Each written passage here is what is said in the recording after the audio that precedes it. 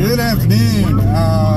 So this will be the last tech-related video for my vlog sessions.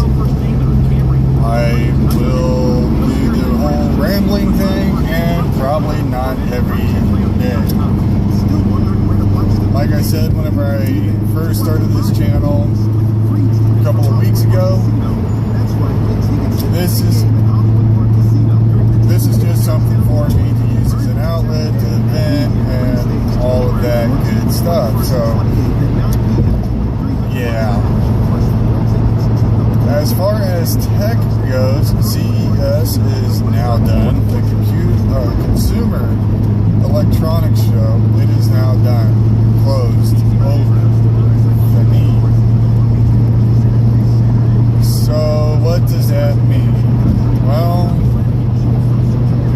not really a whole lot. I mean, we got to see a mock-up of the new MacBook Air, the USB Type-C connection, which will support USB 3.1. There is going to be a USB 3.0 or 2.0 adapter for the Type-C connector. There is a new Kodak phone. There is a new Asus phone. And GTX unveiled, or rather than unveiled, they secretly launched to their vendors, or allowed their vendors to start revealing them, the GTX 960. According to one source, the launch price is going to be $200. Why is that important? Why should we care if it's $200? The simple answer is the GTX 760 is about $250. Just like they did with the GTX 770, 780, and 780 Ti, the GTX 970 and 980s came in at a lower price point than the previous generation. So the bottom line to that is you can get much more powerful gaming done for a slightly lower price. Now, would we have rather had seen this come in at a price point of around $150? Sure. But we get a launch price listed at $200, so we'll see what the aftermarket guys will actually do. The card itself does not actually go on sale until about the 21st. So we could see some price drops for the current 700 series by NVIDIA in the next couple of weeks. I wouldn't really expect it, but I wouldn't be surprised by it either. AMD really only unveiled new APUs and socket-on-chip processors. And what that means is, with the APU, you get an integrated graphics card. It's not very powerful, but it is better than the Intel variant. And it does cost less in some cases than the FX counterpart. You know,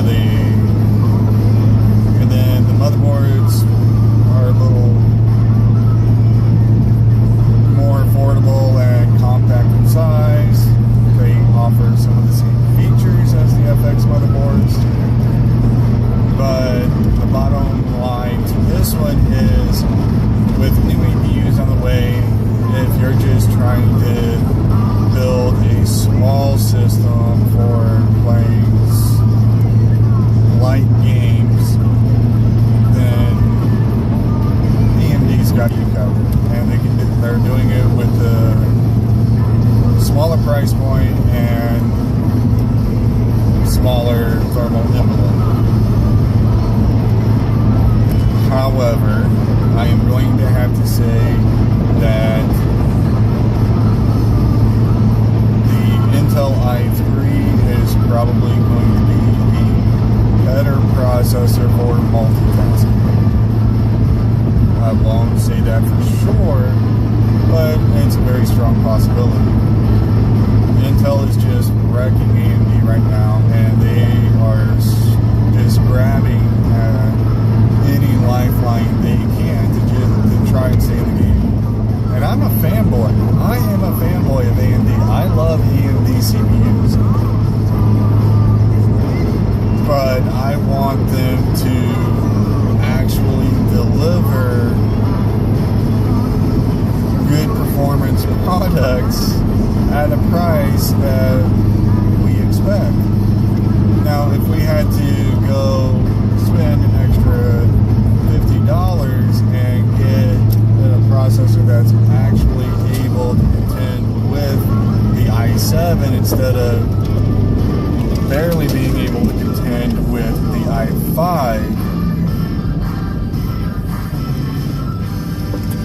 we would really like that. But for their enthusiast platform, AMD's not going to have anything come out for at least another year and a half. And that is very upsetting to a lot of us.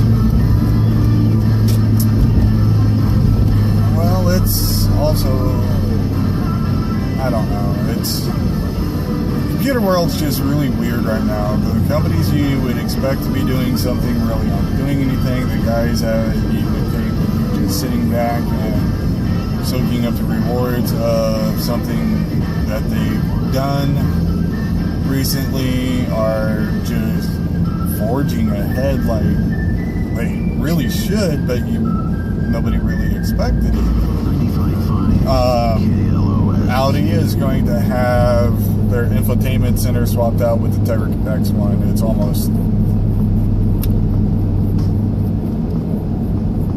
almost 100% certain at this point, because every time they showcase something that's going to be done in their cars technology-wise, for this year and last year, NVIDIA has been the guys showcasing things with them.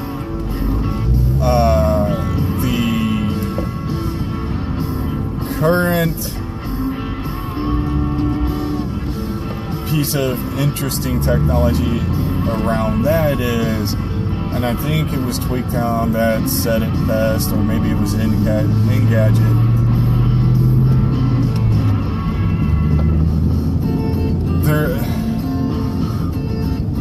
Audi sells you a tablet, throws in a new car for free. Now, what do they mean by that? Well, the Audi that is in question is going to have a tablet in the car, and it can sync with your Android device. And it might even be able to sync up with an Apple phone. But that's kind of crazy. You're buying a car and you're also getting a tablet as a part of the car.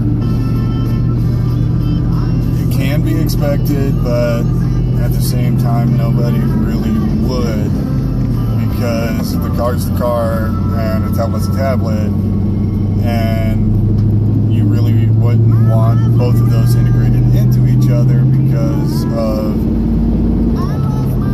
certain possibilities. You know, there's going to be somebody that's going to be playing on their tablet, looking down doing this, looking down while they're fiddling around with it, and all of a sudden they have a crash and try to sue Audi because it was the tablet's fault that they weren't paying attention to the road. I mean, people people don't like taking blame for the things that they do and try to blame it on technology or something else because they were negligent on their behalf to pay attention. And technology is a pretty good scapegoat. I'm not going to sugarcoat that one. I mean, you read stories about people's phones bursting into flame because they stuck it up underneath their pillow while it was charging. What do you expect? It's a computer. It's not supposed to get hot, and if it gets too hot, it is going to start a fire. And it needs air. But teenagers, what are you going to do? I mean, sometimes it is the manufacturer's fault. I think Samsung with the S4 actually had a manufacturing flaw where the battery would actually blow up or whatever it was. The charging port would catch fire. That was a manufacturing flaw. They took care of it. It's over and done with. But then people are stuffing their phone underneath their pillow. Why? If you're not wanting to get disturbed by your phone, turn the dadgum thing off. It's not that hard, and really, you should do that at least once a week. You should at least turn it off for 5 to 15 minutes once a week and let it just do a complete refresh of its system. It is, like I said, it is a computer. It needs to be cleared out of everything at least once a week, or it's not going to be able to operate as smoothly as you would like. I do that about once every few days, but I use mine as an alarm clock. And then so whenever I'm at work, I'm not really able to use my phone as much as I'd like, so I'll shut it off for a little while, turn it back on, and if I've got a text message, I try to respond to it unless I'm busy, and then I respond to it whenever I get a break. Most of my emails, I just check those while I'm at work on the work computer. It's easier to respond to an email whenever you're actually able to use a full keyboard with both hands. You know, like you're supposed to.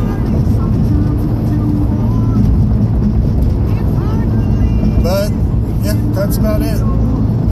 Technology this year is going to be pretty interesting. And we'll see what more has to come. In June, we have Computex.